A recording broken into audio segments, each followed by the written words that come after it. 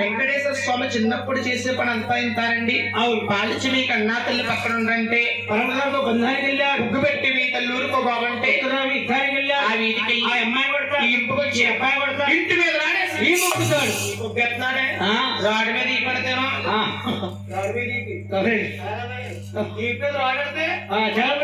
నీ మహిమ చూడాలంటే ఏడో పడతాను చూడాలి. అవును ఆ తిరుమలలో చూడాలమ్మా.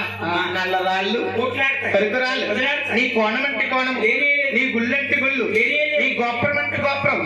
ఈ స్వామికి వచ్చిన ఆదాయం అటండి ఉదయ కోట్లకు వస్తుంది. ఇప్పుడు ఉదయ కోట్ల వారసుడు వెంకటేశ్వర స్వామి. ఈ దేవుడికి ఉండే బంగారము ఏ దేవుడికి లేదు.